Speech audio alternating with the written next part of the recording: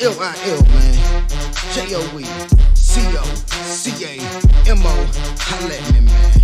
Somebody want y'all to do for me on this one, man. Come on now, see it, put your hands up, wave side to side. If you know me, you know what's going down tonight. I see it, put your hands up, wave side to side. If you know me, you know what's going down tonight. I see it, put your hands up, wave side to side. If you know me, you know what's going down tonight. I see it, put your hands up, wave side to side. I see it, put your hands up, wave. Put your hands up, wave side to side. If you know. If you know me, you know what's going down tonight. I said, put your hands up, wave side to side. If you know me, you know what's going down tonight. I said, put your hands up, wave side to side. I said, put your hands up, wave side to side. Y'all know me, L-I-L-J-O-E, same OG. Back in the club and I've been low key. Pass that drink, pass that weed. To the bar, let's get tipsy. You know Hennessy and ice on me, and I'm gon' get it straight bubbly with the freak to the top in the VIP. So put them grands up, go on, put your hands up. Cleveland in here, I want everybody to stand up. We been drinking, the beats banging, so man up. And we sweating bad, so what the cut? Put your hands up, wave side to side. If you know me, you know what's going down tonight. I said, put your hands up, wave side to side. If you know me, you know what's going down tonight. I said, put your hands up, wave side to side. If you know me, you know what's going down tonight. I said, put your hands up, wave side to side. I said, put your hands up, wave side to side. I said, put your hands up, wave side to side. Oh yeah, she wanna ride with a star tonight. No, she wanna ride with a baller, right? Oh no, she wanna ride with a hustler type. All day, all night, with me for life. She wanna drop the top and talk that talk and walk that walk and make girls wanna model. She wanna sip out of Gravy's bottles, ride good out of brand new Tahoes. Oh yeah, 150 on the throttle. Oh yeah, she's bad like hollows. Everywhere she go, they follow. Underneath her clothes is cargo. The riches up, escort go go. The riches up, escort go go. Put your hands up, wave side to side. You know me, you know what's going down tonight. I said, put your hands up, wave side to side. You know me, you know what's going down tonight. I said, put your hands up, wave side to side. You know me, you know what's going down tonight. I said, put your hands up, wave side to side. I said, put your hands up, wave side to side. Take it to the top, bring it down real slow. Take it to the top, bring it down real slow. You know just how it go. You know just how it go. Take it to the top, bring it down real slow. Take it to the top, bring it down real slow. You know just how it go. You know just how it go. Come on, girl, get that cash. Come on, girl, get it fast. Make that man spill his glass. Make that man spill that cash. Come on, girl, break that bag. Then ride off in this jag. Make that man give you half. Revoke his ghetto pass. Hands up, wave side to side. If you know what's going down tonight. I said, put your hands up, wave side to side. If you know what's going down tonight. I said, put your hands up, wave side to side. If you know what's going down tonight. I said, put your hands up, wave side to side. I said, put your hands up, wave side to side. I said, put your hands up, wave side to side. If you know what's going down tonight. I said, put your hands up, wave side to side. If you know what's going down tonight. I said, put your hands up, wave side to side. If you know what's going down tonight. I said, put your hands up, wave side to side. I said, put your hands up, wave side to side. I said, put your hands up, wave side to side. If you know what's going down tonight. I said, put your hands up, wave side to side. If you know what's going down tonight. I said, put your hands up, wave side to side. If you know what's going down tonight. I said, put your hands up, wave side to side. I said, put your hands up, wave side to side. Yeah.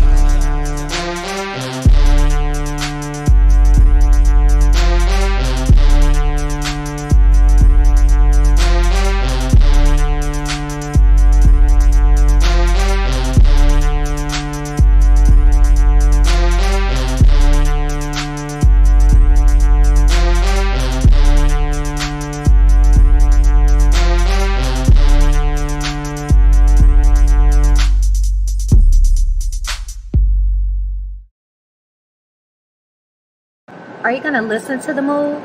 I've been out the loop since '09. Yeah, I'll be back to get at that though. Check this. I'm at the motherfucking house last night. Guess what the fuck I see? What you see? Shamika, what's up? Fuck you think you fucking with? It's Maxwell, bitch. Fuck you in them shoes. Bitch, I'm about to stalk you with these shoes. I thought I told you to get a jump to Crazy D. I did give it to Crazy D. You know D, you must have seen money in that. You know he used to produce those nudie DVDs. Fuck you, thin man. I know you did it. Don't let your mouth write a check, cause I will take it out on your ass. Damn, man. Is you serious? I don't appreciate being roughed up by men or should I say male bitches. Yeah, you gonna work out. And we look for young ladies like you to host them. I look like somebody that can host your videos. That's right. So go change, cause we ain't got all day. Get off the her. Pretty good, though. I'm taking on that bullshit. Crazy. What the hell? How you in my room? At the very same time that America refused to give the Negro any land, through an act of Congress, our government was giving away millions of acres of land in the West and the Midwest, which meant that it was willing to undergird its white peasants from Europe with an economic floor. But not only did they give the land, they built land-grant colleges with government money to teach them how to farm. Not only that, they provided county agents to further their expertise in farming. Not only that, they provided low interest rates in order that they could mechanize their farms. Not only that, today many of these people are receiving millions of dollars in federal subsidies not to farm, and they are the very people telling the black man that he ought to lift himself by his own bootstraps.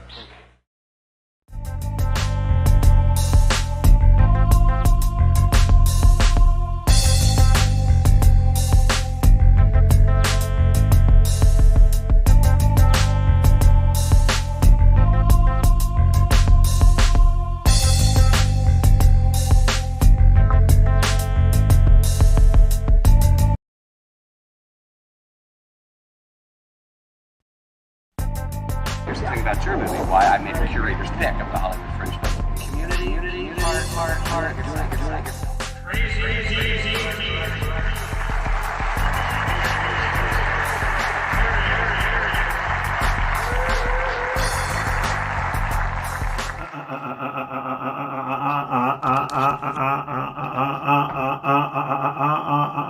What's going on, people? How you doing? Welcome to episode 64 of hashtag ObservationTFR by Crazy D with my special guest host, my sister Tanya M. Congress. We're going to check out and see if the mic and all that is going right. So let's try this out. How you doing this morning? I am doing wonderful on this dreary Monday morning in Cleveland, Ohio. And I see that my brows are perfect this morning, so I am really happy. Y'all might consider that a little bit superficial, but my brother knows that I toil over these eyebrows every day. So, of course, I have my, I don't have fruit today, but I do have my ginger here. Plenty of that to munch on. Now, today, don't judge prematurely. Today, I have Dunkin' Donuts coffee. Okay? However, there is no sugar in this. It is stevia in this. I don't even use Splenda because I found that Splenda is a derivative of sugar still. So I don't use Splenda. I still use stevia. So I had them bring me plain coffee because I'm out of my my pods that I use in my coffee maker here. So I had to have them bring me a coffee, nothing but black, and I put my own cream and then some stevia in here. All right. But I'm ready to go. I'm excited to begin this week and what we're going to bring to you this week. There was an awesome show last night with hashtag TFR Podcast Live with Crazy D and his wife, Tracy Latrice. And that was a wonderful, information-packed show of movies. And they got into a little bit of American Black politic. And we're going to continue in things today for you all, giving you information that you can make sound judgments by. How are you this morning, D? I'm doing as well as can be expected under the circumstances. We are in the middle of COVID with a looming lockdown. Some people calling it lockdowns. Some people calling it a shutdown. I don't know what it is, but whatever it is this what you bargained for? Is this what you thought that you were going to get? But anyway, I just came off of my 1 week fast, so I'm ready to not pack the pounds back on, because I knocked some pounds off, so that's good.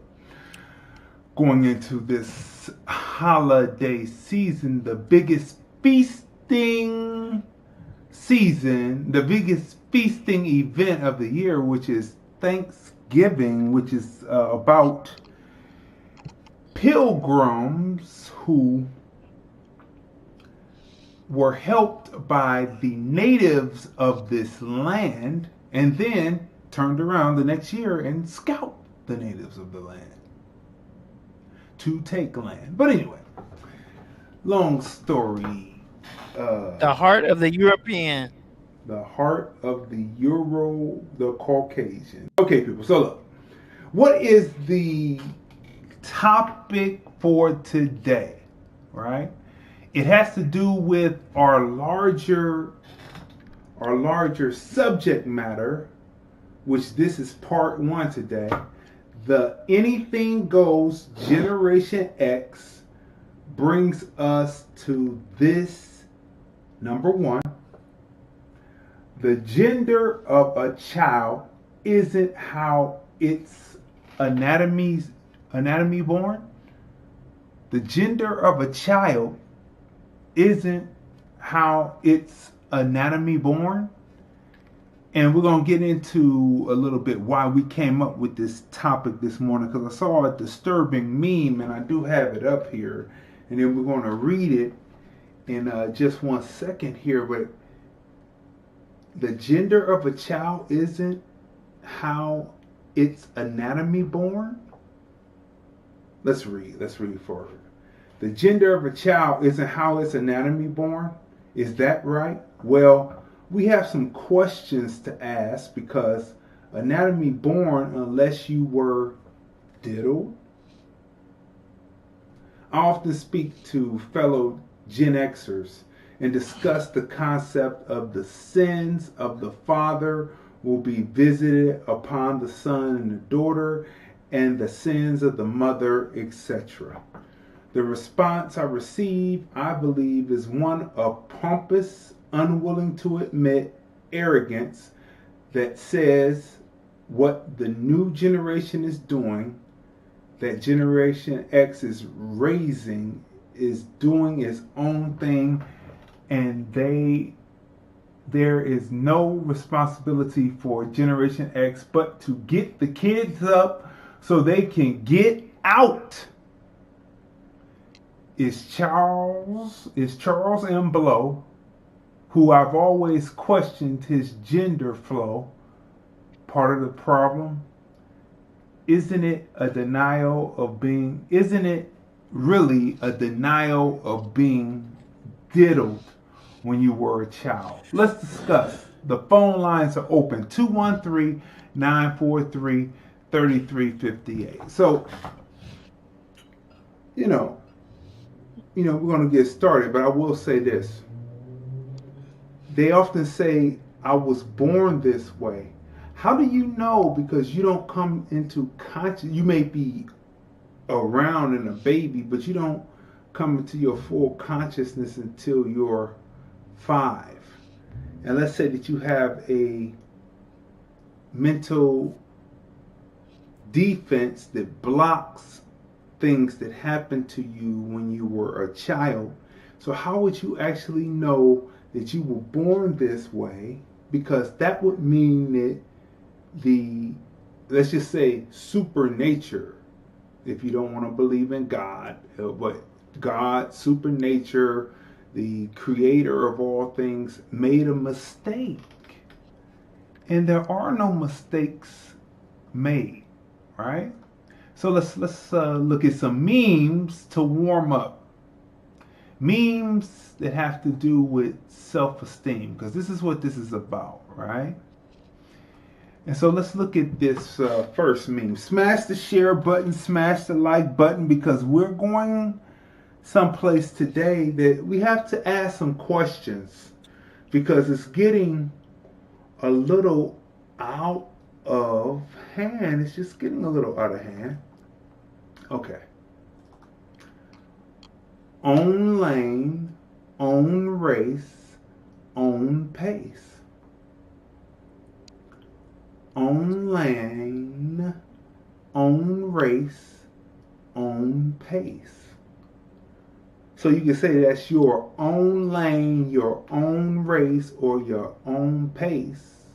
But you could also mean that you own the lane, own the race, and own the pace. Right? So it's your race to run, and it's your own lane, your own race, your own pace. You don't have to look at anyone else. You don't need to be accepted by anyone else to do your thing. Next meme. This one comes from Dr. Boyce Watkins. Politics makes strange bedfellows. But here we go. Dr. Boyce Watkins. Obama does nothing for black people. Our community cheers. Joe Biden locks up millions of black men. Our community forgives and elects him.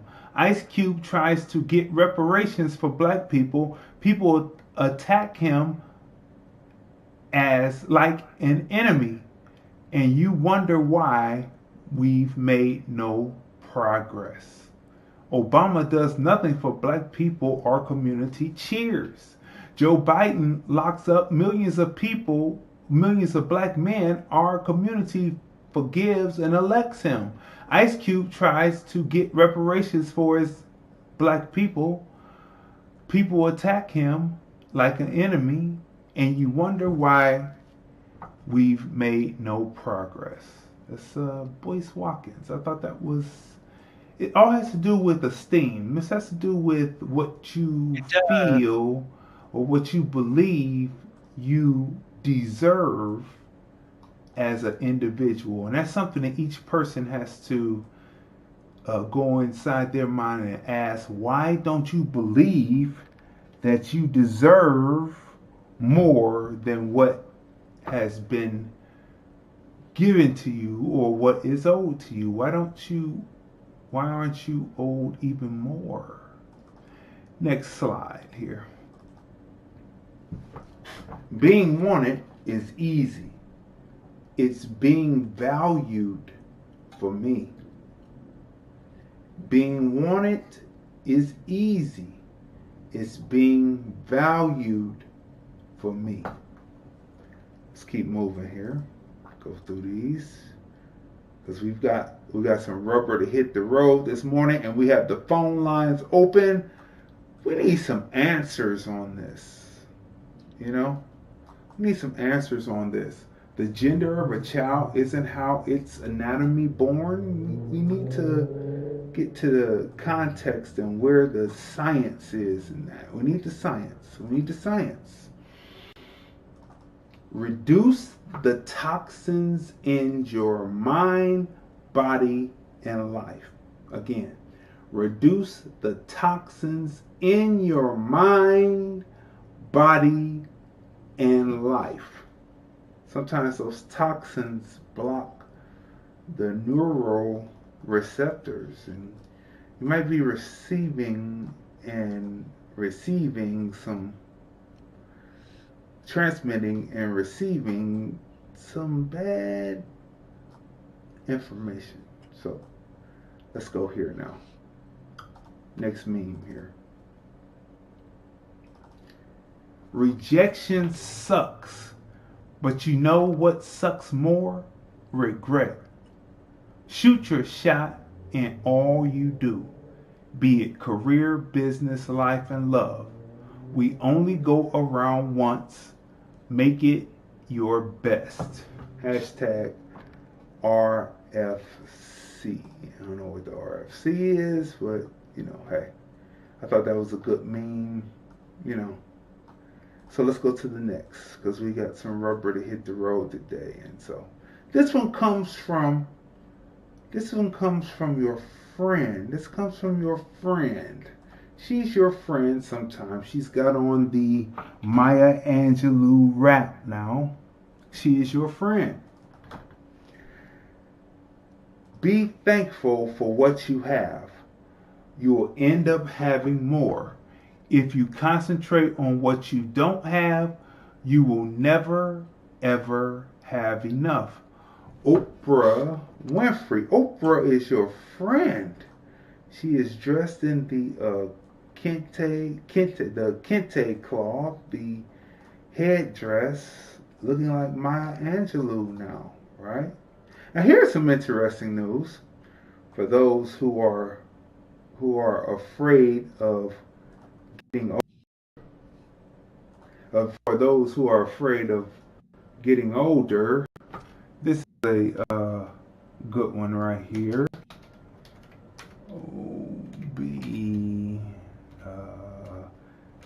I deleted it, so I have to go back and get it. So it should be just 1 second here while I go get it.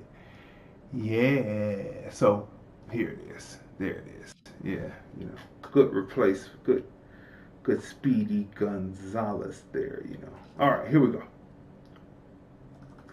Israeli scientists say they found a way to reverse the human aging process. Israeli scientists say they found a way to reverse the human aging process. Question is, people, would you want to live on past your designated expiration date if you were younger than what it appeared, your organs were functioning like a 25-year-old and you're already 100 years old? Or would the world be faster than what your mind will be able to comprehend as a person born in your particular time? That's the question. And all your friends will be dead, right? What's the difference between wearing a seatbelt and wearing a mask? What's the difference between wearing a seatbelt and wearing a mask? Well, one, it says it can save lives if you're in the car, right? But there's been plenty of people who have been mangled in cars with their seatbelts on, so it's 50-50, kind of like the mask. It's the same thing. It's 50-50. So what's the difference? No different. It's a 50-50 proposition, right? That's what it is. That's the way I look at it. Of course, if you have a different opinion, you know, you can let your opinion be known. The chat is open as well as the phone lines. 213-943-3358. Now, just think how we used to eat cake after someone had blown on it. Happy birthday, good times. You remember that? I remember the only person that I saw that was cognizant of that was Silver B. And Silver B, when he would blow the candles out, he would have his hands cupped in front of his mouth and he would blow the candles out on his birthday cake that way. So that's the only person I ever saw that was cognizant of that. But pretty much we were eating slop. We were eating blow spittle on the top of the cake. That's true. Just think how we used to eat cake after everyone had blown on it. Good times. I thought that was a good one and brings people to the reality. We were actually eating spittle cake, right? Now, this one I find hilarious for many reasons, and I find it hilarious, and I say, good, you know, let it be that way, because I don't care who won the election, but I only care that it was won fair and square. This right here is hilarious. Now, I got this from a Democrat, I want to say operative Democrat supporter, but it's really hilarious because it doesn't bode well for the Biden-Harris team. For now, we'll have to measure the drapes from outside. Hilarious! Look at that. Did you see the image? For now, we'll have to measure the drapes from outside. Hilarious! I find that hilarious. That is hilarious. Okay, I find that hilarious and for so many different reasons. It's just hilarious. Okay, people. So we warmed you up. Let's get to the rubber hitting the road. It's that time. It's that time. Smash the share button. Smash the like button.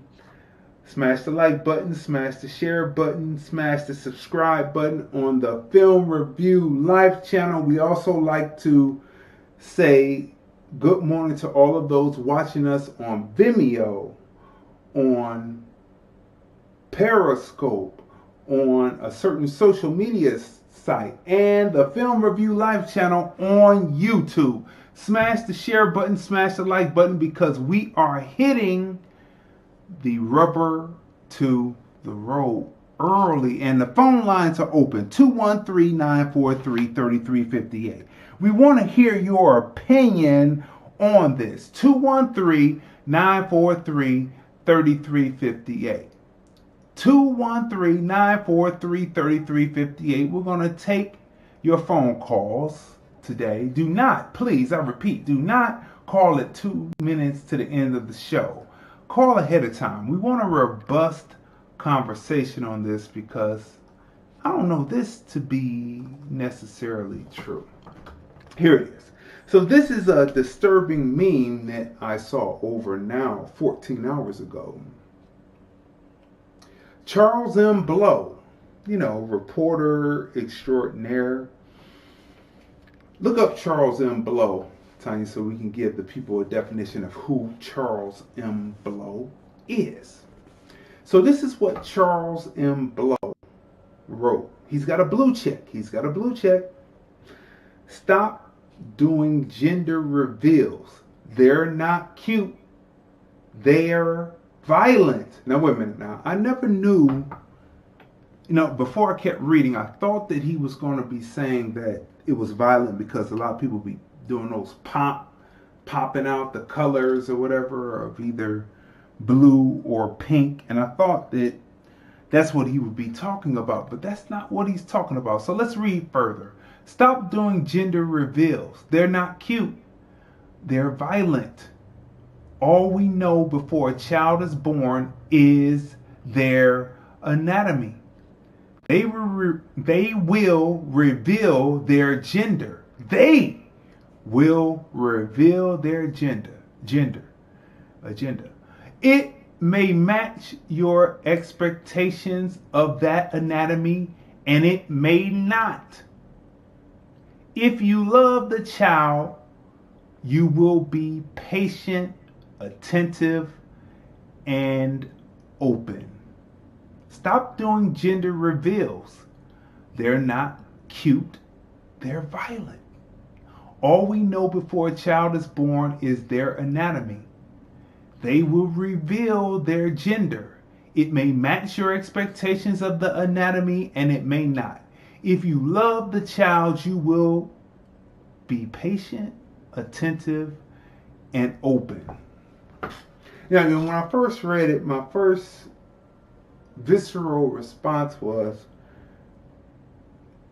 viewer discretion, listener's advice. That's some bullshit. That's my first real, visceral response to this was, that's some bullshit. And where are you coming from, Charles M. Blow? Where are you coming from, Charles M. Blow? Like, when you were on the pro-black stuff in the late 90s, 2000s, going into the, 2010s, and coming now, we're in the 2020, you were writing some great content, but also he's from Generation X, and he has children. So tell us, let me bring this down just a little bit so that we can see you. All right? So we can see you. Tell us who Charles M. Blow is. Charles M. Blow.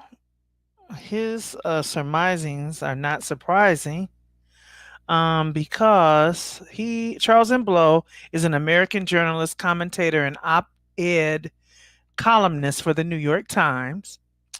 And, I skipped down through a couple of things. He's divorced with 3 children. So, I'm already headed in a direction on my own, right? So I skipped down to personal life. Blow's primary residence is Atlanta, Georgia. And his second residence is New York City, borough of Brooklyn, where he raised his children. Children doing very well. In 2014, Blow came out publicly as bisexual. So, you can look at him and kind of see that anyway. It's those looks, those eyes, those looks.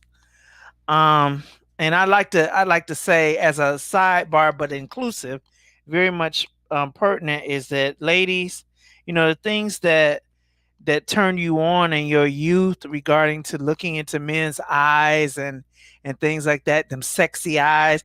See, women's eyes are supposed to be more of that nature than men's eyes are.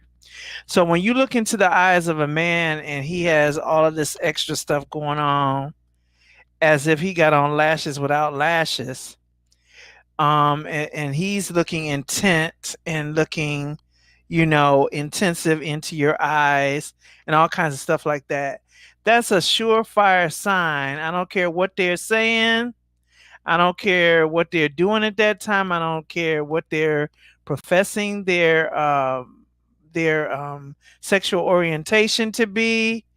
All of those things are found in the eyes, and you don't have to go any further in conversation lest you find yourself 10 years down the line getting a divorce because you find out something different.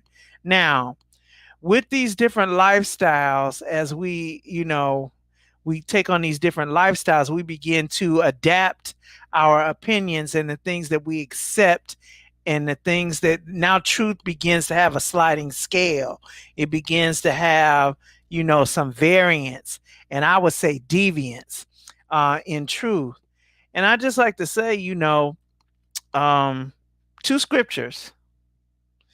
Proverbs 21:2 says that all a man's way seems right to him, but it's God that tries the reins of the heart. And then there's another one in Proverbs 14:12. There's a way that seemeth right unto a man, but the end thereof are the ways of death. So when we get to switching lifestyles and switching gender, gender identity and all of this kind of stuff, that then everything goes topsy-turvy, because now it's whatever you want to do. It's whatever, however you see it. So him saying that, and I'm looking at his profile picture on this thing. I'm looking at the way the eyes are set, and I'm looking at what he has said. It is ridiculous. And so sound reason is fleeting in this comment, because doing a gender reveal and anatomy defines gender. If the anatomy is that the boy has a penis, his gender is a boy, is a male. If the gender reveal is that if the baby has a vagina, it's a girl. And that is the gender.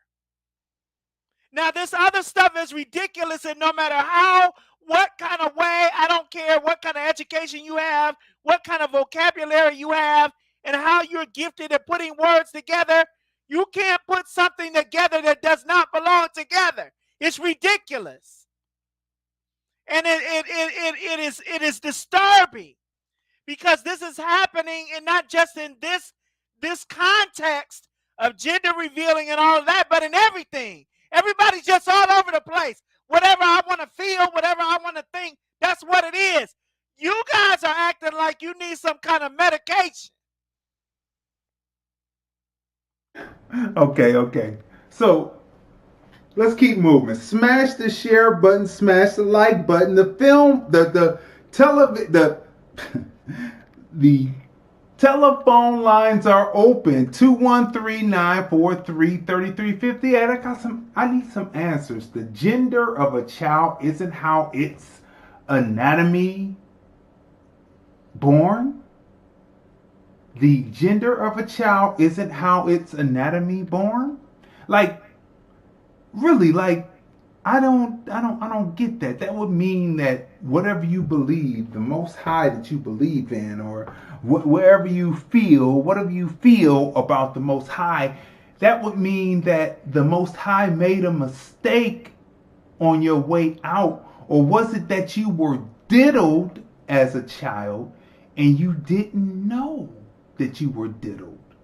You thought you were born this way, but in actuality, you were actually born a male or a female. Okay, let's go to Sodom and Gomorrah, Genesis time. Look up Genesis chapter 19, verse 24. But we're going to go back a little bit because there's a story being told. There's a juxtaposition story being told between Abram, Sarah, and the three men, one of them being God and two of them being angels. So we're going to go back and read that story just a little bit, right? We're going to go back. So we're going to go back beyond, verses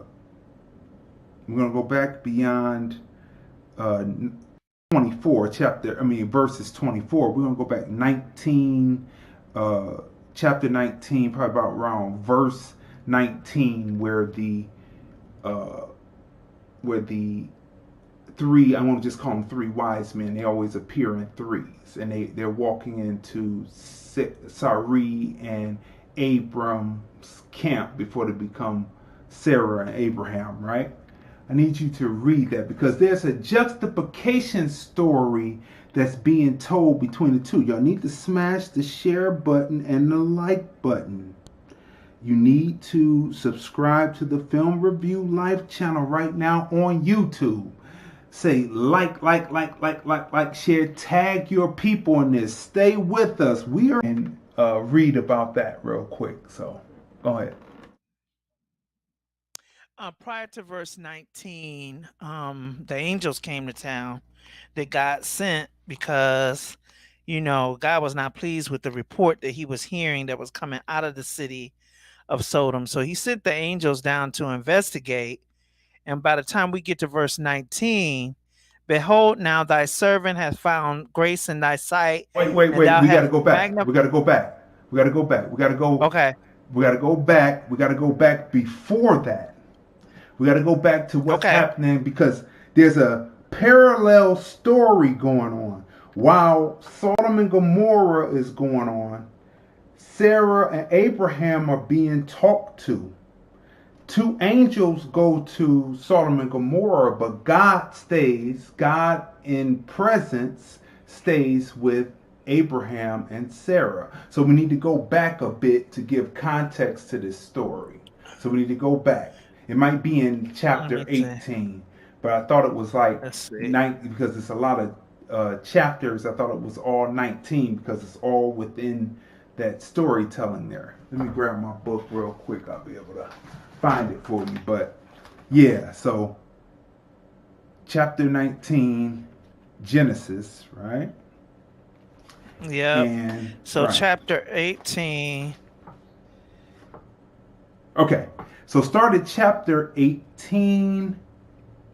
Abraham hurried into the tent to Sarah and said, quickly, make ready. Okay, start with chapter 18, verse 6. There, because the three men walking into their camp, and then Abraham recognizes who one of the men is. It's God in presence. And so he hurries Sarah to do this. So go ahead. Okay, chapter 18, verse 6 of Genesis. And Abraham hastened into the tent unto Sarah and said, make ready quickly 3 measures of fine meal, knead it, and make cakes upon the hearth. And Abraham ran unto the herd and fetched a calf tender and good, and gave it unto a young man, and he hasted to dress it. And he took butter and milk and the calf which he had dressed, and set it before them. And he stood by them under the tree, and they did eat. And they said unto him, where is thy wife? Where is Sarah thy wife? And he said, behold, in the tent. Verse 10, and he said, I will certainly return unto thee according to the time of life. And lo, Sarah thy wife shall have a son. And Sarah heard it in the tent door, which was behind them. Now Abraham and Sarah were old and stricken in age, and ceased to be with Sarah after the manner of women, meaning she was no longer having a cycle.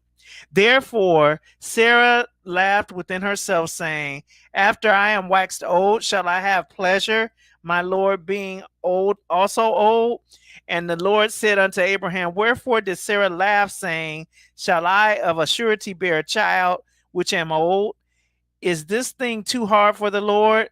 At the time appointed, I will return unto thee according to the time of life, and Sarah shall have a son. Then Sarah denied, saying, I laugh not, for she was afraid. And he said, nay, but thou didst laugh. And the men rose up from thence and took toward Sodom, and Abraham went with them to bring them on the way.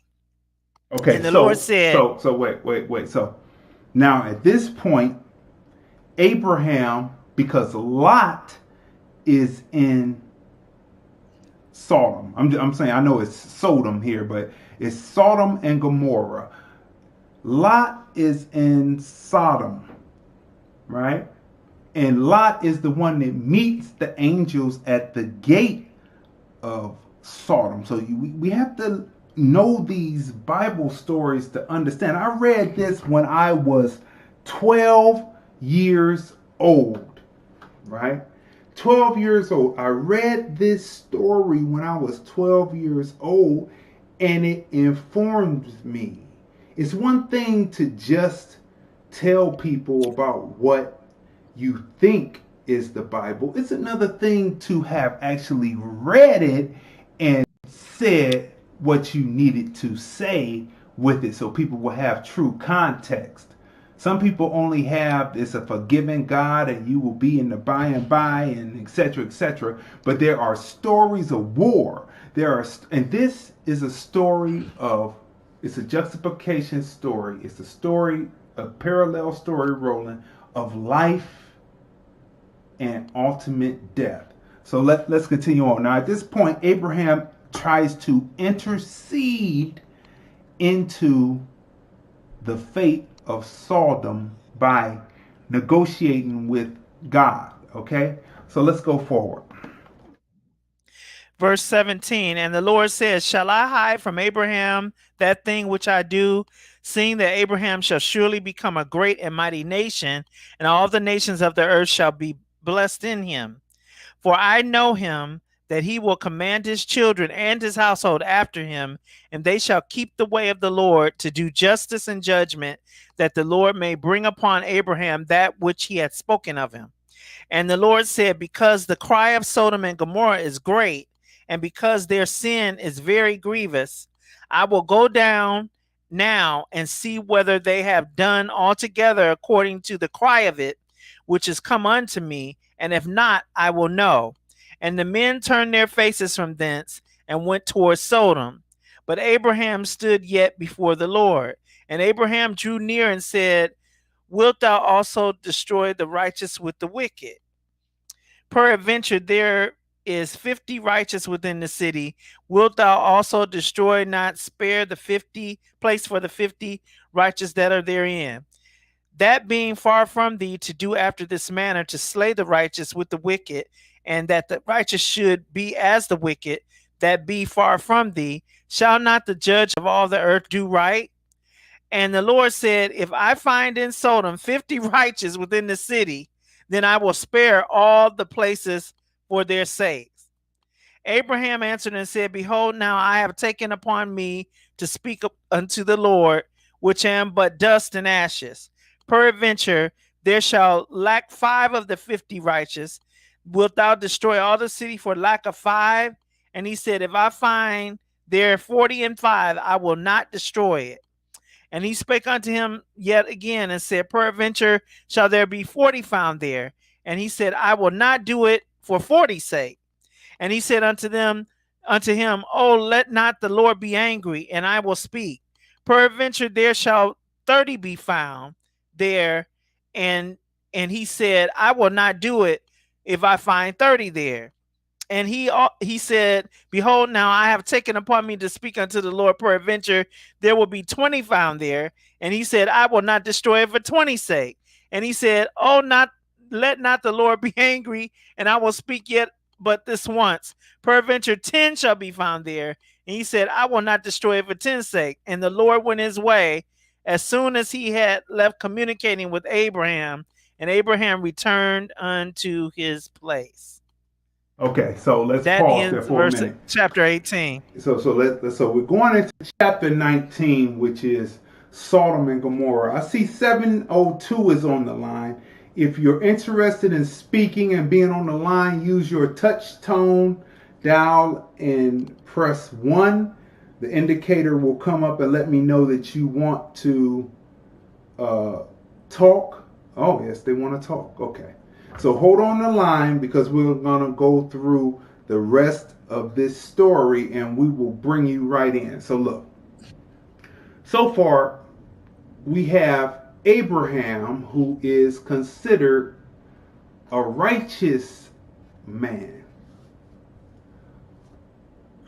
trying to intercede for Sodom because he knows Lot is in Sodom.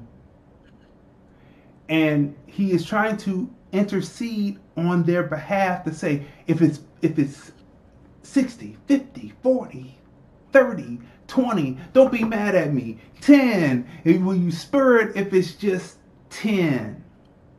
Okay.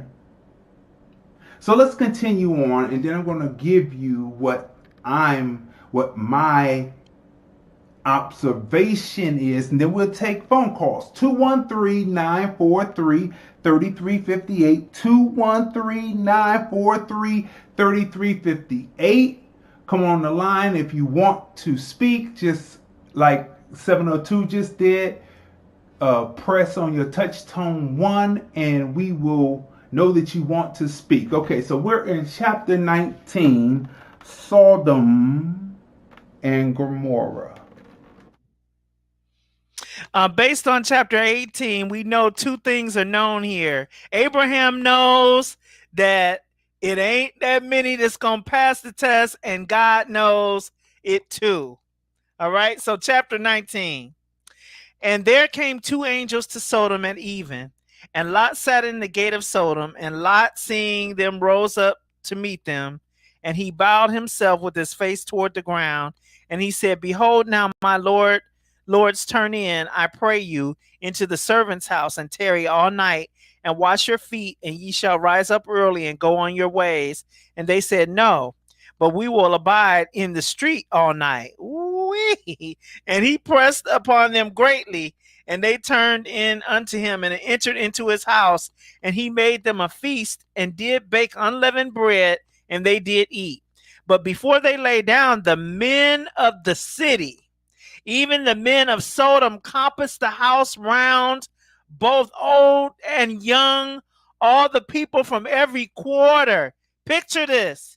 And they called unto Lot and said unto him, Where are the men which came into thee this night? Bring them unto us, that we may know them. And Lot went out at the door unto them and shut the door after him and said, I pray you, brethren, do not so wickedly. I pray you, brethren, do not do so wickedly. Okay. Behold, now I have 2 daughters, which have not known man. Let me, I pray you, bring them out unto you. Do ye to them as good in your eyes. Only unto these men do nothing, for therefore came they unto under the shadow of my roof. And they said, stand back. And they said again, this one fellow came in to sojourn, and he will needs to be a judge. Now will we deal worse with thee than with them. Woo. Okay, let's pause. Let's pause for a minute. Let's pause for a minute. Okay. So let's look at this. Let's look at what we see today. What we see today with the constant push. It's a lower loin filled nature. The push of this. Lot says, take my 2 virgin daughters and have with them what you will, your good thing, brother. What you believe to be right. And he said, either you send them 2 dudes out here, or we're going to give you much of what they was going to get.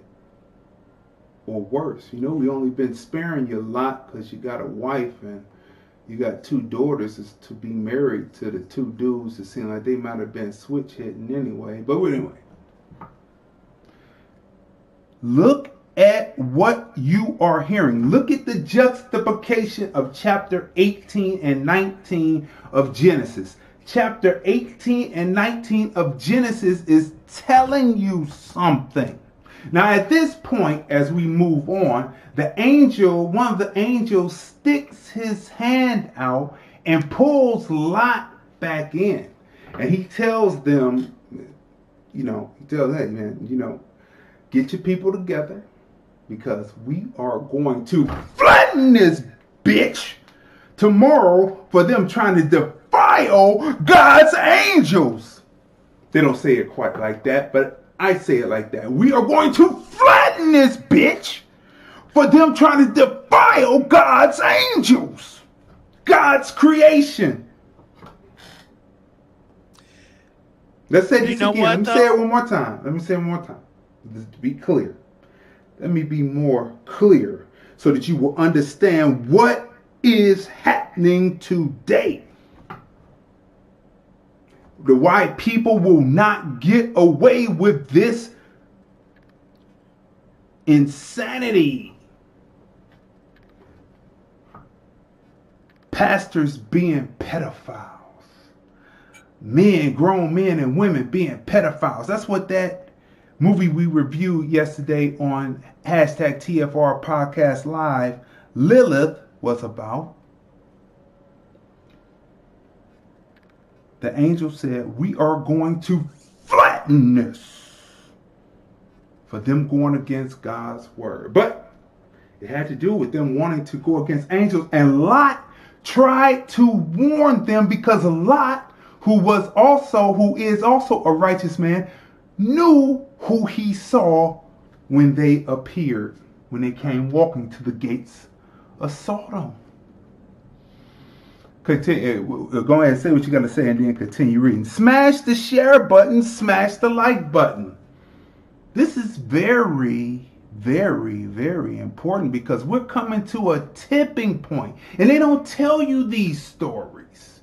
They don't tell you these stories because most of the pastors are about, they have a doctrine that they have to follow and they have the collar to follow that doctrine. They're not going to tell you that story because, that's not part of the story, but you have to read on your own. Go ahead. Now, let me say this. Just as Dee was just saying, you have pastors who are pedophiles, and this is a source of deep passion, and I hold back rage because of it's not so much. It's not the rage is not directed towards a people per se, but it's the spirit that's operating to which my rage is directed. It's the spirit. I told y'all last year that God was going to begin to deal with these pastors who either directly engaged in pedophilia, because, you know, they got the Catholic Church already, but, you know, I know there was another particular denomination in general that was shaking in their boots because they emulate the Catholic Church a lot. And I had said at the end of last year, I said, you have till 12 a.m. 2020 to repent, and not just to God, but to the people that you offended. Some of them are grown men in their 30s that cannot hold normal relationships with women because you have defiled them. You're going to have to repent to them. You're going to have to repent to their wives. I told you else, sin lieth out the door like in the way of Cain. I told you that. And then COVID hit. COVID hit and took out 50 leaders in one denomination. 50 leaders with the one disease. That was the mark. I told y'all. And it's not finished yet. I also told you prosecutions was coming in every state that is within within the years that you can go ahead and file a prosecution. The prosecutions are in your front yard. They're coming. There's jail time coming. I told y'all, watch it not come to pass, just like the disease did. Now, here we are. In verse 19, you know, they're trying to get to the angels. This is probably the only means they haven't known. But the other thing is, as we read this again, I see that Lot refers to them as brethren. What kind of relationship constitutes brethren? You're addressing them in a friendly tone. And then as jellyback as can be, you offer your daughters, seed from your known loins, out to this. Not only are they perverse in wanting the men that they had not known, he was able to offer the daughters because he knew it was about perversion and not just same sex. It's perversion. There is no boundary. There is no stopping. So whatever you can go up in with the friction enough to get off is what you're going to take. Now, back to verse 19. So he tried to go out there and dissuade them. So he said, behold, I have the two daughters. We read that. And they said, stand back. And they said, this one fellow came into sojourn and he will needs to be a judge. Now will we deal worse with thee than with them? And they pressed sore upon the man. Even Lot came near to break the door. They tried to break the door down of the house so they could get off. But the men put forth their hand and pulled Lot into the house to them and shut the door. And they smote the men and were at the door of the house with blindness, both small and great, so they wearied themselves to find the door. And the men said unto Lot, hast thou here any besides, son-in-law, and thy sons and thy daughters, and whatsoever thou hast in the city, bring them out of this place. For we shall destroy this place, like Dee said, because the cry of them is waxing great before the face of the Lord, and the Lord has sent us to destroy it. And Lot went out and spake unto the sons-in-law. Wait a minute. Lot went out and spake unto the sons-in-law, which married his daughters, and said, up, get you out of this place, for the Lord will destroy this city. But he seemed as one that mocked unto his sons-in-law. Okay, so let me pause for a minute.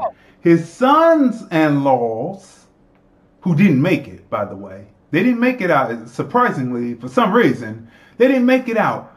They said that Charles M. Blow came out in 2003, right? This is just the observation and an opinion off of the observation. His sons were switch hitters. They enjoyed being married, but they also were partaking in Sodom and Gomorrah. And they didn't make it out, by the way. And so they scoffed at Lot and thought that Lot mere mocked them. Ha ha, how could that be? You know I'm bisexual. You know I'm metro. You know I'm dainty. But I'm married to your daughters, ready to bring them offspring for you to keep your line going. Continue on. This is, clarity to what is actually being talked about here. Verse 15. And when the morning arose, then the angels hastened Lot, saying, Arise, take thy wife and thy 2 daughters, which are here, lest thy be consumed in the iniquity of the city. Now, did you notice they said take the wife and the 2 daughters? They said nothing about the sons-in-law, because remember, Lot had to go outside the house to go talk to them. They were already out there among them when he gave them the warning. Verse 16. And while he lingered, the men laid hold upon his hand, and upon the hand of his wife, and upon the hand of his 2 daughters, the Lord being merciful unto him. And they brought him forth and set him without the city. And it came to pass, when they had brought them forth abroad, and he said, Escape for thy life, look not behind thee, neither stay in all the plain, escape to the mountain, lest thou be consumed. He was given instructions. And Lot said unto them, Oh, not so, my Lord. Oh, not so, my Lord. Behold, now thy servant hath found grace in thy sight, and thou hast magnified thy mercy, which thou hast showed unto me in saving my life. And I cannot escape to the mountain, lest some evil take me and I die. See, Fanap was needed there. He was given instruction by the servants of God, as if God himself was talking, and he's going to reason why he can't do it. Verse 20. Behold now, this city is near to flee unto, and is little one. Oh, let me escape there. Is it not a little one? And my soul shall live. And he said unto thee, See, I have accepted thee concerning this thing also, that I will not overthrow this city for the which thou hast spoken. Haste thee, escape thither, for I cannot do anything till thou be come thither. Therefore the name of the city was called Zoar. The sun was risen upon the earth when Lot entered into Zoar. And then the Lord rained upon Sodom and upon Gomorrah brimstone and fire from the Lord out of the heavens. And he overthrew those cities and all the plain and all the inhabitants of the cities and that which grew upon the ground. But his wife looked back from behind him. She became a pillar of salt. Now, when the direction was given to Lot, she heard it the same as Eve heard the direction in the garden. She heard it because she was inside Adam. They both heard at the same time, yet she looked behind them, did not follow instructions, and she became a pillar of salt. You know why she looked back? Because she was messing around too. There are a group of women that are facilitators and are people who encourage this type of behavior, and they're out messing with these switch-hitting guys. They love those kind of men because they like the sexiness in their eyes. They like the way they do what they do in the bedroom. They do all this freaky stuff, all this other kind of stuff. And they like it because their appetites are perverse. And so women are encouraging this type of behavior, started right here. Verse 27, and Abraham got up early in the morning to the place where he stood before the Lord. Verse 28, and he looked toward Sodom and Gomorrah and toward all the land of the plain, and beheld, and lo, the smoke of the country went up as the smoke of a furnace. All he saw was ashes and cinders. And okay, so wait. So we'll come back. So this is my point. Then we're gonna take this phone call here from 702. 18 and 19 of Genesis. Chapter 18 and 19 of Genesis is a parallel story. This is happening at the same time. it's beautiful writing. It's beautiful writing of parallelism, of showing you two things. It's showing you life from one who would think that she was barren because of her age, and the death because of no obedience to God, and just anything goes. Anything goes. Anything goes. And so this is the juxtaposition of this. Okay. So we're going to come to 702. Let me make sure my volume is up. Let's take this phone call right here.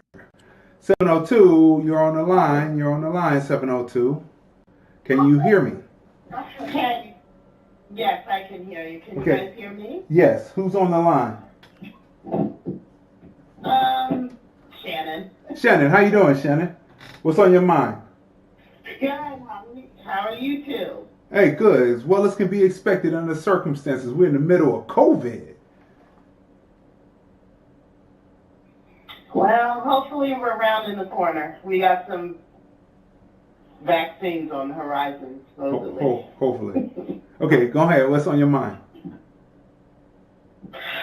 Well, I watch you guys all the time, and I love your show. I love what you do, and I wanted to chime in on this particular topic because I have two young sons, and I just look at the culture that's out here nowadays, and it is really disturbing to me in a sense that there's no tolerance for what's normal. Now, what I feel is normal, what nature produces as normal. I know that nature sometimes produces anomalies, like there'll be a four-leaf clover, or there'll be an albino, or there'll be some anomaly, and that's fine. But it's almost as if nowadays the heterosexual is demonized. While no one should be demonized, but at the same time, there is a natural order. And so it's sort of like nature doesn't produce that many anomalies. Nature produces natural anomalies, but when there are too many anomalies, there's some manipulation going on. And what I feel like there's just this incredible push, in particular on the Black community, to accept and to project and reflect these abnormal things. Singer Sade's son just, I didn't know her daughter is transgender and is now a boy. I saw that in the news yesterday. And so it's like, if people want acceptance, then they need to accept the fact that everybody does not follow that alternative lifestyle. Or, I see how churches are pushed to accept things that are against what they've traditionally taught. So it's like, if you really feel that God's word said one thing, you can't just change it because people in society want you to change it. It's the collection play. And they. It's the collection. It's the collection play. So who's going to come to the collection play? Right? I mean, that's part of it. Well, then that's what their church is about. Their church is not about God. It's a business. It's a for-profit business. And so my thing is, we have to fight back for our right to preach what we want to preach as we feel that it has been given from God. My thing is, if they want acceptance, then you have to accept me. And if I believe in certain doctrines, that's what I believe. If you don't believe it, then I accept that you don't believe it. But I shouldn't be penalized or punished. And another thing, I don't want to take up too much of you guys' time, but just one more point that I want to make with these anomalies not being anomalies, this manipulation, is you look at the prison industrial complex where they're getting our youth at such an early age, putting these young men in prisons. I've known prison guards where they have to break up fights, they have to run to the rescue of people and raped in prison. Like they put these people like Biden, you know, and all these other people that promote this prison industrial complex to young black men, to capture these young black men. They are, you know, influencing our society. I've never seen so many homosexual and transgender ever before, you know, and it's not because there's more acceptance. It's because there's just that much more manipulation to produce. You know, even when I'm watching cartoons with my kids, everything's about butt and poop and, like, you know, just a lot of stuff they try to slip in the cartoons that it's like they're working on the youth's mind. They're massaging them to think a certain way. Like the Bible says, you raise a child as you want them to go. Well, some people are trying to manipulate people into what they want them to be. So we really have to look out for our youth. And I think that, like you were reading the gender reveal quote that the guy Prince Blow or whatever was saying, if God says male, a human being comes along and say, no, this is female. You're basically doing the work of the devil. Now, that may not be your intention, but if God says tree and you say no, egg, you know, who are you? Who are you? Who are you to... Who you are see what I'm saying? Yeah, I said who you got. You want to say something to that, Tanya?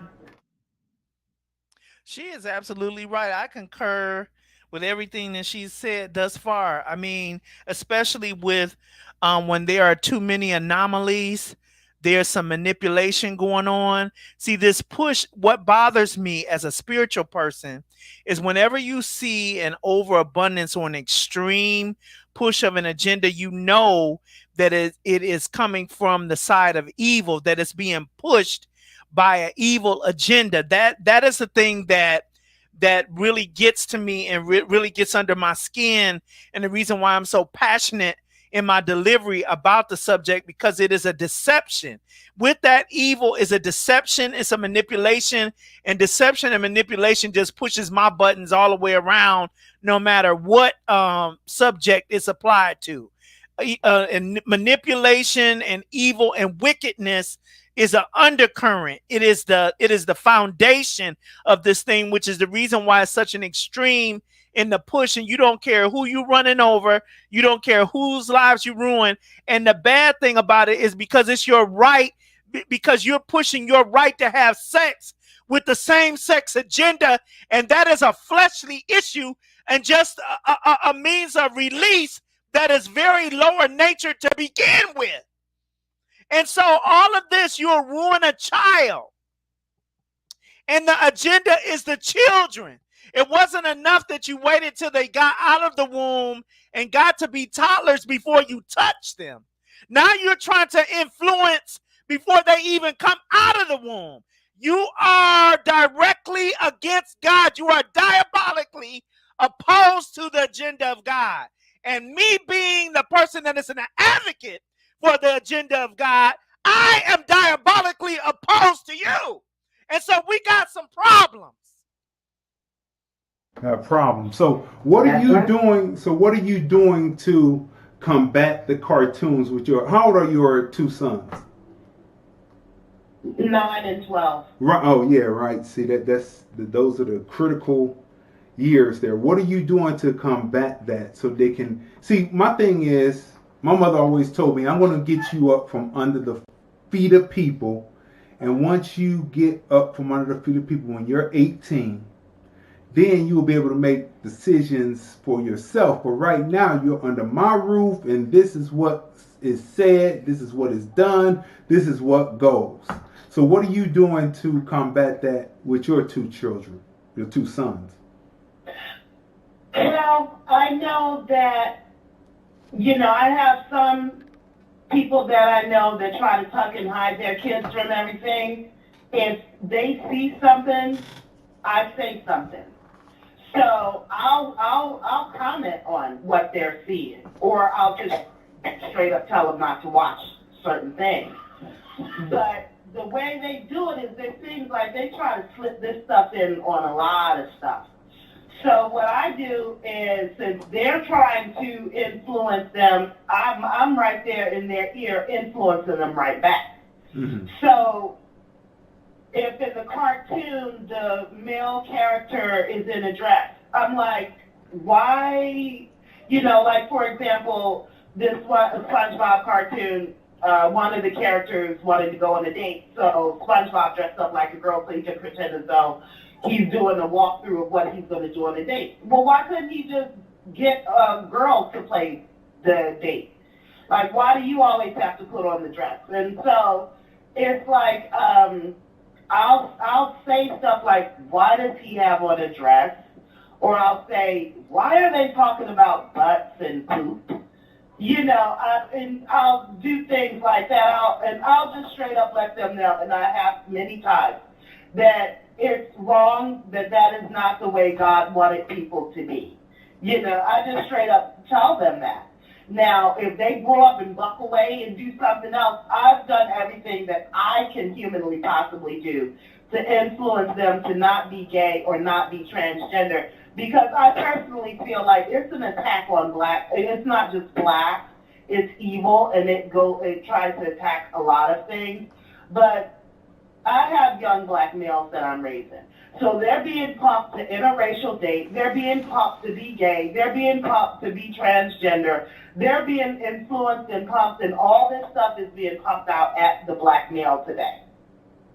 So, you know, I have a lot on my plate to try to, you know, and it's all just an assault on our race. They want us interracially dating to bleach our bloodline out. They want you to be gay, or they want you in the body bag, or they want, you know, you as a male to say, oh no, I'm really a female.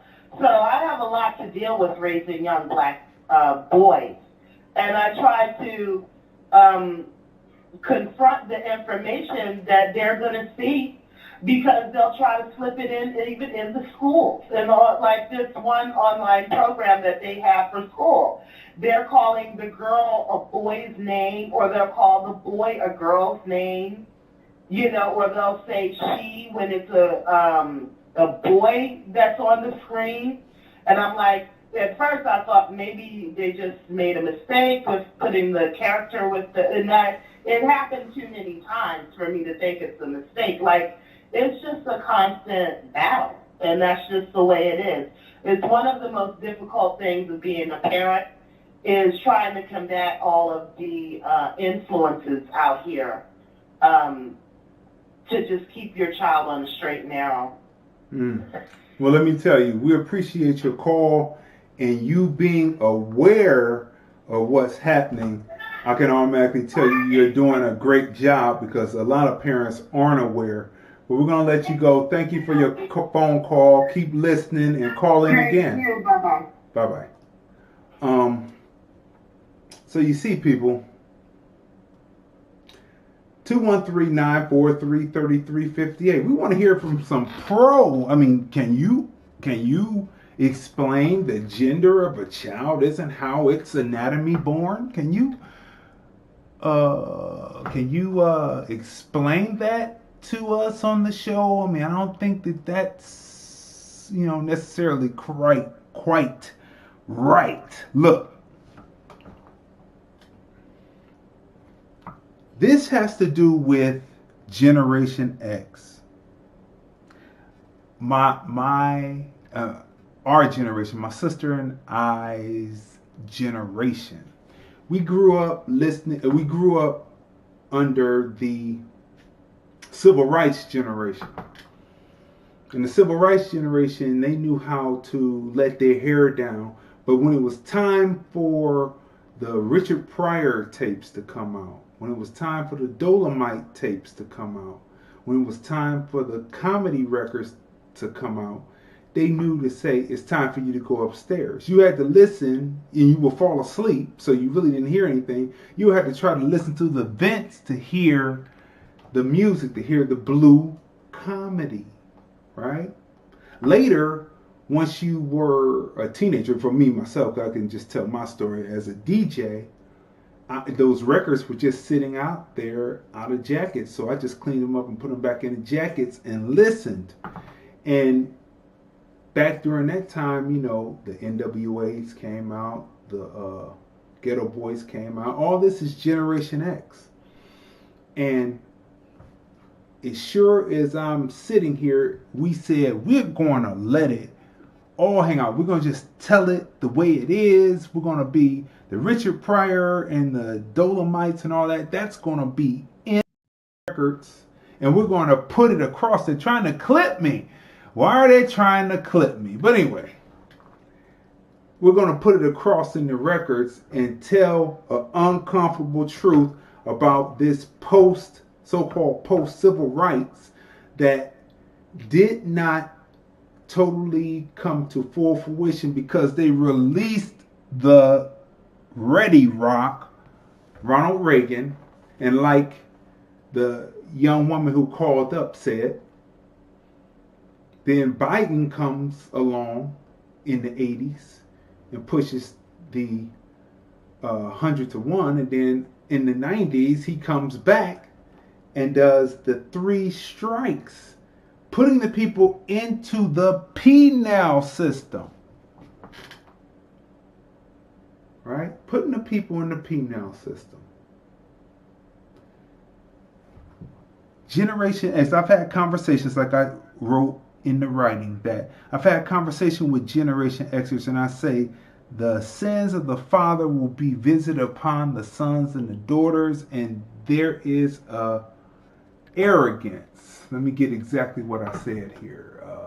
Sins of the father, the generations, that Generation X is raising is doing its own thing. That's what Generation X thinks. And there is no responsibility for Generation X but to get the kids up so they can get out. It is a pompous, unwilling to admit arrogance that there was responsibility if you sold dope. But now the generations want to be dope fiends. If you abused women and their offspring come out and want to be abused by men, female or male, that is a direct sin of the father and the mother being visited upon the children. People don't want to accept that. Now listen, these are just my views and my observations. I'm going to let my sister come in. Listen, I was watching The Karate Kid, not the original. I was watching the Jaden Smith Karate Kid over the weekend. I was sitting there because I was fasting, so I was feeling fatigued, because I was draining out the sugar and the salt, and so it had me fatigued. So I was drinking a lot of water, and I was sitting there watching some TV. And so I watched Jackie Chan and Jaden Smith, Karate Kid. Good movie. You should watch it, right? Should have been a sequel. Should have been a quad. It should have been a prequel. But anyway, look. I'm looking at Jaden Smith, and I know that Jaden Smith's mother is Jada Pinkett Smith. His father is Will Smith. Now, I'm just going to take Will Smith. Now, there's been rumors about Will Smith, but la-di-da, dee-dee-dee. This is my point. And there's been rumors about Jada, entanglement and all that, and before that, they swingers and blah, blah, blah, blah, blah, blah, blah. But this is my point. My son is Jaden Smith. He's the son of me, Will Smith. It is no way that Jaden Smith, Karate Kid, MC, person who can go anywhere at any time around the world can be, if he puts his mind to it, get cast in films outside of nepotism, that he should be the one that's the bottom following around another person that is not classy but ashy.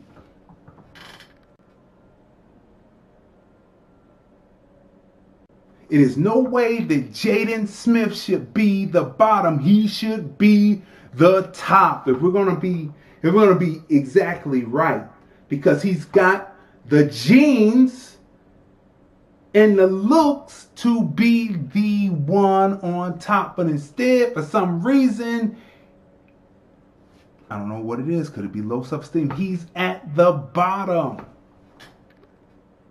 following behind a rapper who doesn't have in his one finger. Jaden Smith has in one pinky finger, just the tip of it, more talent, more gravitas, more ability to shine than any of those guys.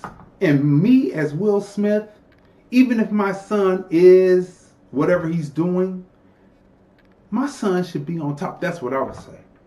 Because I was on top. No matter whatever else I was doing, I was on top.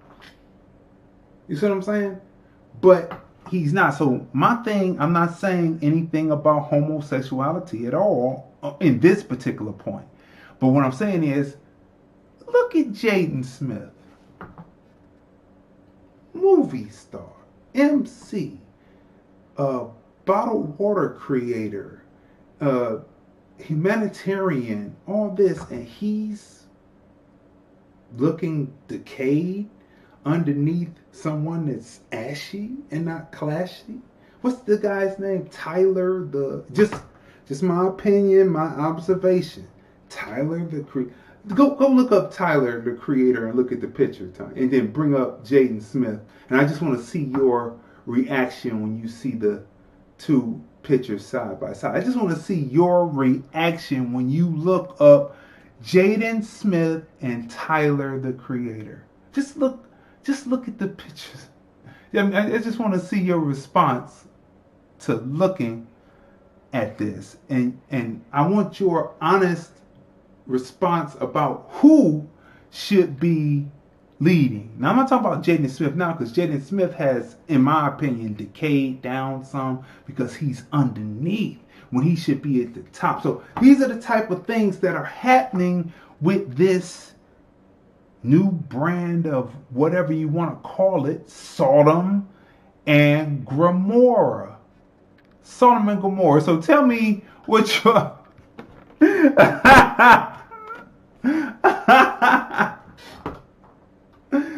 I'm just saying, you're the one with everything, and you would get with, in my opinion, just my opinion, ashy instead of classy. Go ahead.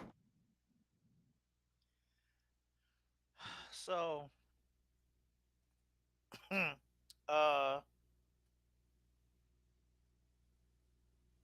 this is disturbing because I had pulled up the other guy first.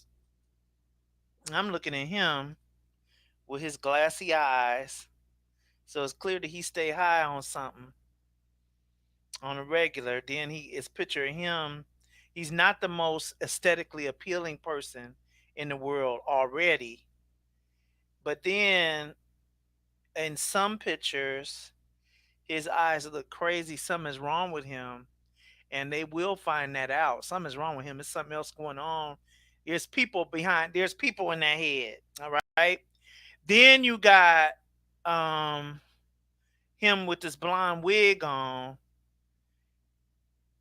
which he just looks absolutely ridiculous with that on. It's not even a fashion statement where you could say it looked cute on him, even though it's effeminate.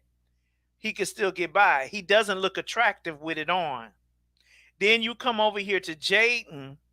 Jaden, who's a very nice looking young man, got this medal these grills up in his mouth that takes away from the looks of a person.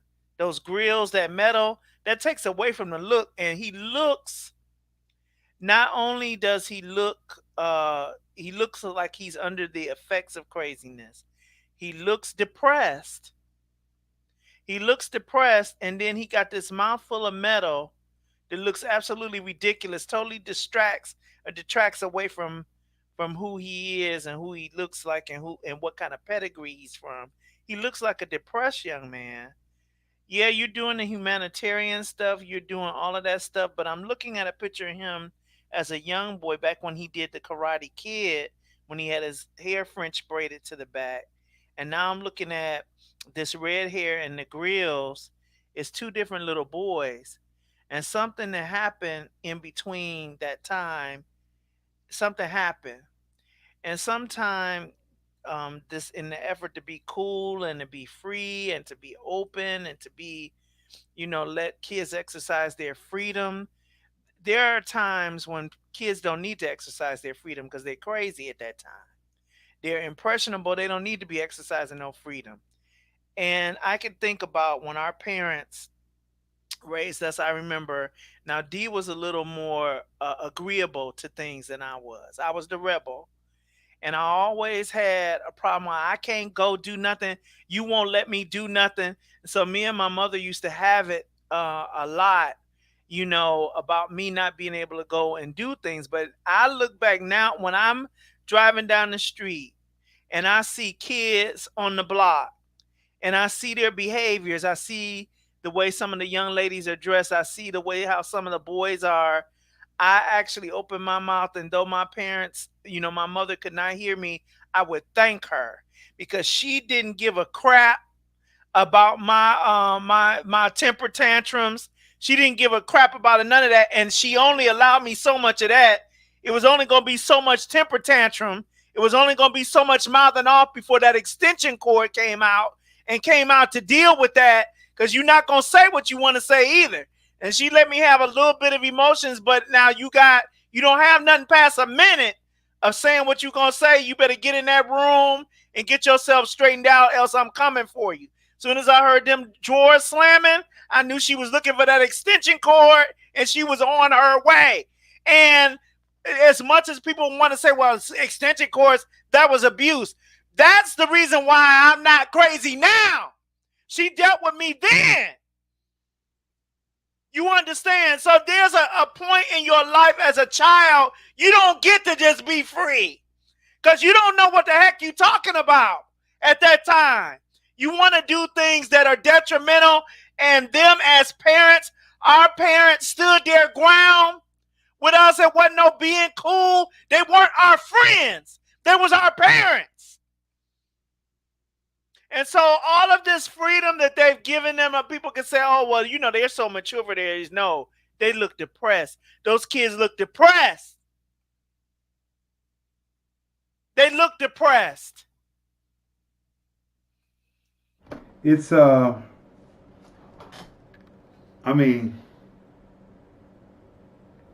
this week, this is what our focus is going to be.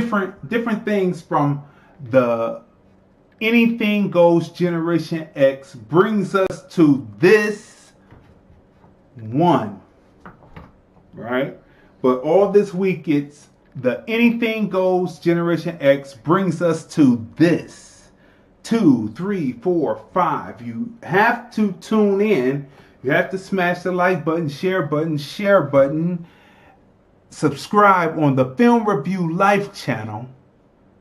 The Film Review Life channel. Subscribe to the channel because we bring the information. The phone lines are going to be open all this week. We need to discuss this because Generation X is not taking their responsibility for what was done. We were experimented on as Generation X. We surely were. And we still came through it. But this generation after us, the ones that we are raising now, are truly being experimented on. They brought the drugs to us. They started with the busing to disjoint people so they would be willing not to be community any longer, and then they were able to bring the drugs and say, no jobs, here's the drugs. They gave you the free cheese. Don't know what was in the free cheese. We've been experimented upon. And now this generation, they have opened up the floodgates. Now they're saying anything goes. Here, try this drug, try that drug. Be with a man, be with a woman, be with the same sex. Do what you want to do. It's your thing. Do what you want to do. I can't tell you. Hot socket too. Anyway, look. We need some clarity. So that's what we're talking about this week, because this is detrimental. This is destruction right in we're looking at it right in our eyes when you see the generation that came before us spearheading and voting for a man who was the architect of the laws that are still on the books that caused Generation X, their offspring, to go into the prison system because of the experimentation that they were doing. They started it with the free cheese program. Free cheese and butter. I forget the butter part. No one knows what's in that big block of butter, right? Butter and cheese. Everyone got it in the St. Henry's Parish. That's where we came from, St. Henry's Parish. Everyone got it. Yeah, everyone got it. And so they started with that in the early 80s. Then they went to crack to fund the war. Then they went to 100 to 1. Then they went to 3 strikes, 100,000 police out on the street. And for some reason, the people's minds are so, at this point, my observation, my opinion, so feeble that they voted for the very person who locked up. Does that mean that you didn't really love your niece, or you didn't really love your nephew? You really didn't. You really didn't love your son. Not really. That's what that means. And so we have to, within this week, we're going to take a look at the previous generations before Generation X this week. We're going to take a deep dive this week. So we want you to stay tuned. But I wanted to start with this Charles Blow piece and give you context. You know, I read that Sodom and Gomorrah story way back when I was 12 years old. And it shaped me, and I said, these dudes wanted to viciously rape, because that's in other words, they wanted to viciously rape 2 men that they had never known carnally, physically. Right? That's what they wanted to do. And they were destroyed for it. If you do not think that these words still stay true today, continue on. You see? Because if you're born and you're born a male, your job is to reproduce, to have the sperm to ejaculate, to hit the egg sets in the uterus, 9 months later, birth comes about. If you're no longer a male, you're a male that thinks you're a female, and you're a female that thinks you're a male, if y'all lay together, she's still gonna have a baby. You see? So it's not what you think you are, it's what you are biology wise. It's science. It's science. That means that you have been damaged somehow. And you need to go back and figure out, before you thought you were born that way, who diddled you? My mother didn't play. My mother, no, you're not going with no older people, because older people are into other things, and them young dudes, they just be trying, they kind of hot in the pants, and they just try to get anything that's weaker and younger to try to penetrate. My mother talked straight up. Yes. My mother talked straight up, and that's how you got to talk. These dudes out here is treacherous. Raping chicks and raping dudes too. Not to mention it's in the bloodline, because the slave masters were raping. Butt breaking. So it's in your line. So if you don't know enough not to do that, because you need to break the curse, then you're going to go out there and just do anything that you want. You can just go out there and do anything that you want. But that does not make it right. It does not make it right. It does not make it right. Unfortunately, and I know plenty of people who are homosexual, right?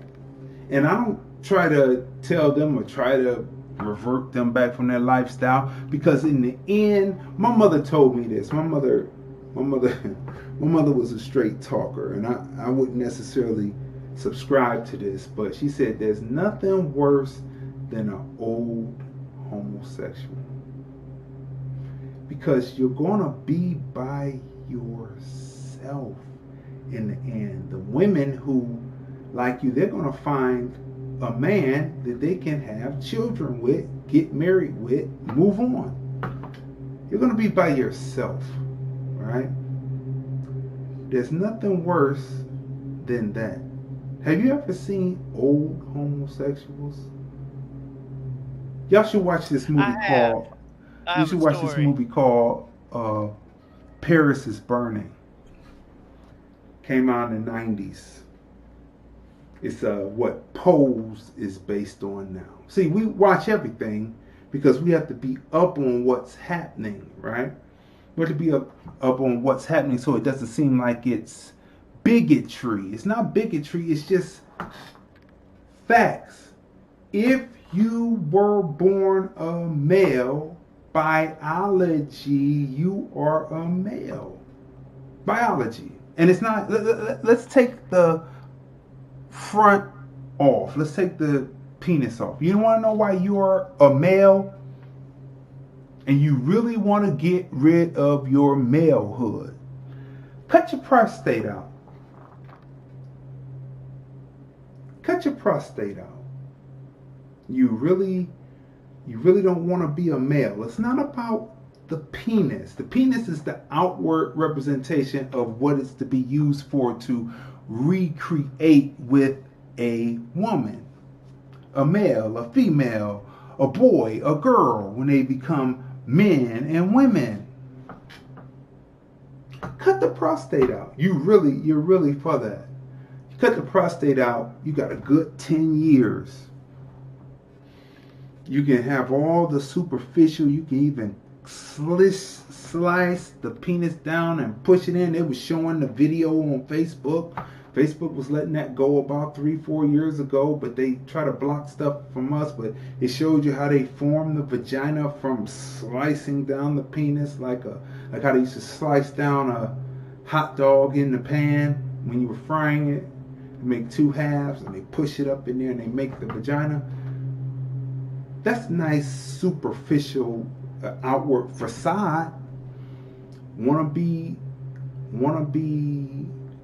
a real woman and not have to go to the doctor and get that prostate checked for prostate cancer still all the way, even though you have a vagina? Cut the prostate out. For women who want to be men. You really want to be a man? You know, they can use your clitoris. This is scientific talk now, right? They can use your clitoris and they can give you hormones to make the clitoris grow. You know, it represents and looks like a penis, but there will never be any ejaculation that will be able to make a child. So they make this and they form your ball sack from the skin, and they put the little rubber balls or the porcelain balls in to make you have the representation of having a nut sack, and you have your penis out there, might get just 3 inches, whatever. You really want to be a man? I mean, we're just talking real talk now. You want to be a man? Cut your ovaries out. Cut your ovaries out. Matter of fact, tell them, pull the uterus. Cut the ovaries off, out, and pull the uterus. You could live without the uterus, but you have 10 years without your fallopians, right? Right? So you got 10 years without that. If you really want to be a man, other than that, you are still a woman because the inside piping is the same. You are still a man because the inside piping, though on the outside facade looks like one thing, on the inside, you are a male. And so that's where the rubber hits the road, is biology. You know, biology. Obviously, people didn't get A's in biology. Some people don't even know dominant and recessive genes. If you knew dominant and recessive genes without us telling you, and you say, is that true or not? You would be up in arms and be taking this over right now. But that's another story for another time. So look, just biology wise, can we stop with born this way? You have some kind of, and I know that they got homosexuality taken out of the book for mental illness, but you've got some kind of mental situation going on. You got some kind of mental situation going on. Someone who would want to destroy what God made to say that I'm something else, but your inside piping tells you who you are. But you really want to go all the way, remove the prostate, remove the ovaries. Want to go all the way. Want to go all the way. Yeah, let's go all the way. Yeah. So, people, you know, and this is not a hate thing. This is a we need to win thing. And just realizing that for those who have been diddled as children, that's what it is. They have been diddled as children and they don't remember.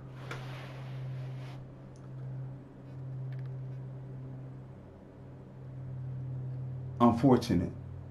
It's unfortunate. But don't push it down the heterosexual throat, and don't try to make every kid homosexual. Let them have time to do and live their life and get to where they want to be in life. Right. Because in the end, it's a sad reality. We're just talking real talk to you now, real talk. We got 17 minutes, about 8. Just to go back over some of the things that you were saying in your last commentary, you know, our mother saying there's nothing worse than an old homosexual, and you ask the question, have you ever seen one? And my answer is yes. My first boyfriend, he had told me the story about having gone down south with his parents. And you know how you go down south, like when you go down to family reunions and stuff, you know, with some families, You know, in our family, we stay at hotels and stuff. You know what I'm saying? We need our own space. You know, we don't really like staying up in nobody's house. We stay in hotels and stuff, but you know, some people they stay at family's house because this is part of the thing. You know, you fellowshipping. You ain't gonna see them for another 5 years or whatnot, so you fellowshipping. So, um, they sent him to stay with a cousin, and the cousin was well grown. Cousin, probably in his 30s, 40s, maybe close to 40. He's 16, and they sent him to live with this cousin. And you know, instead of them being somebody sleeping on the couch, you know, and somebody sleeping in the bed. You know, some people don't mind sleeping in beds with other people. I do. But in this situation, they slept in the same bed. In the middle of the night, this cousin rolls over and basically, making a long story short, he rapes him. And when he gets back home, he waits till they get back home in the driveway. And he had been acting strange and different and quiet. And his mother had been asking him what was wrong. He wasn't saying what was wrong. When they got to the driveway back home, he told him he raped me. You know, he touched me. He didn't say raped. He said touch me. And they didn't do anything about it. So years later, now he didn't tell me this story. This guy comes to town. This guy in his 60s now. He in his or close to 60, late 50s, early 60s, smelled like one big bottle of Chaps cologne. And he got this extra black dye in his hair, just and flame, you know, all this stuff, you know, all this. And I'm looking at him, and I'm enraged. I'm enraged, and I'm enraged. I mean, I'm tense. And the guy that I was with, he knew it. He knew it. He was like, "Don't say nothing. Don't say nothing." I was about to tear him a new one. I was about 19 years old at the time. I was about to tear him a new one. But the parents hadn't said anything because back then, these people, this is what infuriates me too. Y'all are just as guilty. Y'all parents who have your kids have been violated and you don't say nothing. You don't prosecute. Talking about his family and y'all being Christian. And you don't do nothing, you are just as guilty, and you have given your permission. You have signed off on your child being violated. I don't see it no other way. And so this man was old and trying to remain young with this extra black. It wasn't black dye, it was jet black in his hair, in a curl. A curl with jet black dye and smelled like a bottle of Chaps cologne. And flaming. Horrible. And staying at their house.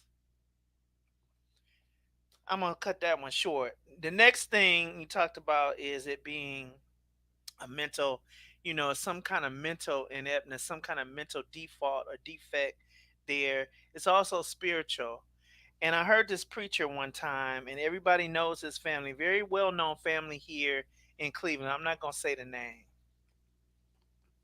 But he's a preacher, and he was, I guess the Lord was moving on him, and he has these effeminate characteristics. He had them, not so much now, but he had them then where he was very effeminate. And he told a story. He got really graphic. He said that when a child is born, there are all kinds of spirits waiting on them, coming out the womb. He talked about his grandfather having this spirit. He talked about his daddy having that spirit, which everybody knew. And he talked about how it revisits the sons. He had two brothers. None of that is evident on them. It was evident on him, the preacher, and the father. Everybody knew, just, you know, hey, praise the Lord, all of that stuff. How can you be a woman married to a man like that? You know. And the other thing about the prostate, cut the prostate out if you really want to be a woman. See, they're not going to do that. Because this is a sexual thing about them getting off. It's all about who they're able to screw. So the prostate in that type of relationship, take the kids out the room. In that type of relationship, the prostate is very pertinent in their sexual activity, because one of the things that is a selling point for them and is a mainstay and an attraction for them is that when they are engaging in that activity, they bump past that prostate, and that prostate bump there creates a type of friction that increases their orgasms. So they're not trying to remove no prostates. They like those prostates being there, both incoming and outgoing. They like the prostate being there. They're not going to do that because it's a lust. And another thing, a lust of the flesh is never satisfied, no matter what type of lust it is, whether it's gluttony for food or whatever it is. The lust of the flesh is never satisfied. The more you go with it, the less satisfying and gratifying it is. So even if they pass laws saying, oh, it's okay, you can mess with each other in the street, just find a corner, bend over, and do what you want to do, that lust would never be satisfied, because then you're going to want to go into a school and do it in front of all the kids. Then if that law passed saying you can do that, then you're going to want to go, you're going to want to just go and do it any and everywhere, because lust is never satisfied.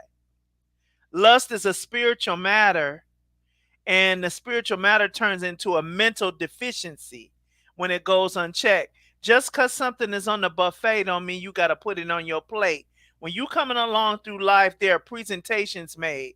When a child sits in front of the TV, like the sister was talking about earlier, when a child sits in front of the TV, suggestions are made. Subliminal messages are made through commercials. Things are made through conversations. A thing that flashes before your eyes, music that's heard in your ears. Everything is a suggestion. And just because it's a suggestion doesn't mean you put it on your plate. But this society is saying, well, it's on the buffet, give it a try. You don't know until you try it. You don't know if you like it or not until you try it. It's on the buffet, put it on your plate. But I've always been able to believe, let me tell you something. I've been one of those people, for some reason, women have been attracted to me. Now, does that mean I go and turn gay? I go and turn lesbian? Because I realize they're attracted to me because my spirit, I'm a friendly person. Not because I got a liking for women. I don't have a liking for women. All right? But I realized that I attracted that type of element, but it never put me in question on what my choices were. It never did. Just because the presentation was being made doesn't mean I'm going to put it on my plate and take a little bite and see if I like it. And this is what's not being taught with people. Just because something is being presented to you doesn't mean you got to taste it. I mean, what is the problem? Why is this such a fleeting mind state that you can't be stationary and stable and resolute and absolute in where you are? You got to try everything. Why is that the alternative? Why is that the preference? To try everything. Why is that? We got to get a grip, because this message will self-destruct in 5 seconds. We, particularly as American black people, are self-destructing because there's so many holes in the plan. We're being penetrated all kinds of ways. Poke, poke, poke, poke, poke. Poke, poke, poke, poke, poke. Poke, poke, poke, poke, poke. Your sexuality, your integrity, your character, your preference. Poke, poke, poke, poke, poke. So now there is no boundaries, because you are as a net. Not a safety net, but an open fishing net, where the spaces are wide open in between, where there's nothing to stop what's coming in and going out, because you have accepted everything.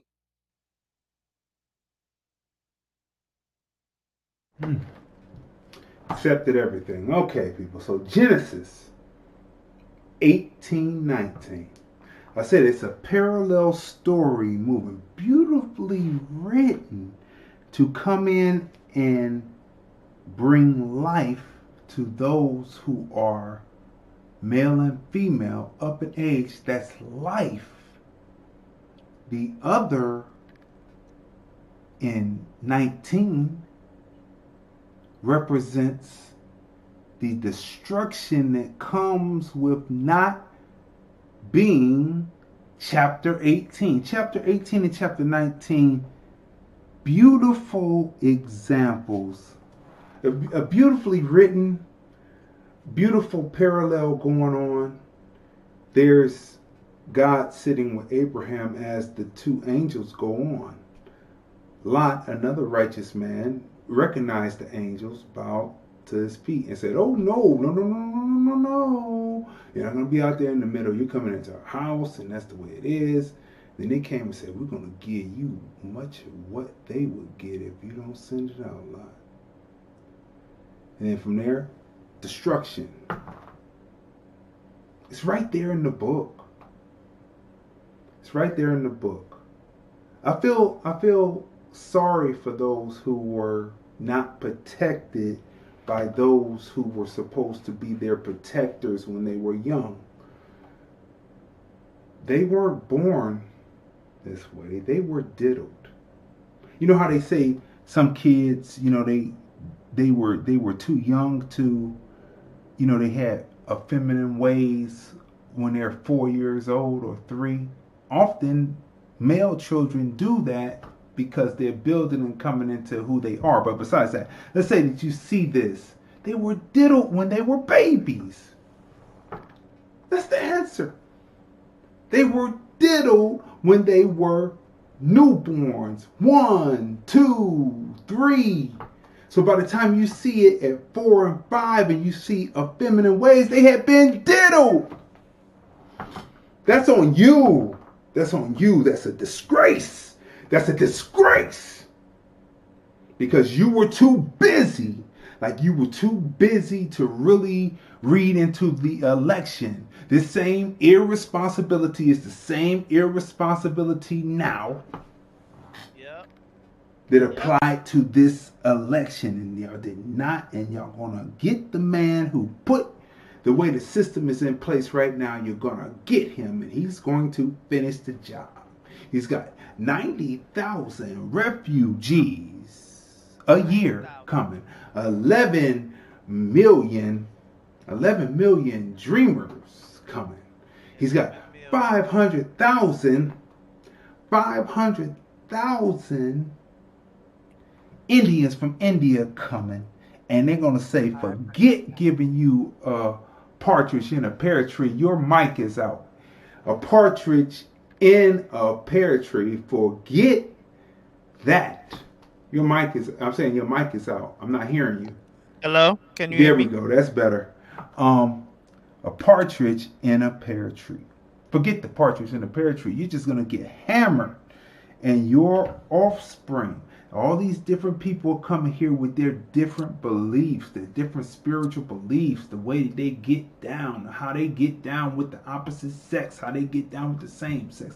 And you have thrown your children in the middle of that and have not prepared them. You have just indirectly, unknown to you, but announced to you now, you have just dropped your children, your grandchildren, your great-great-grandchildren, your great-great-great-grandchildren into Sodom and Gomorrah, and you didn't even know it. And they've been breeding you to do it because they've been experimenting on you. So, tomorrow, people, part 2 of, installment 2 of the Anything Goes Generation X brings us to this. This has been another great, robust episode of #ObservationTFR. We come on Monday through Friday, 9:30 a.m.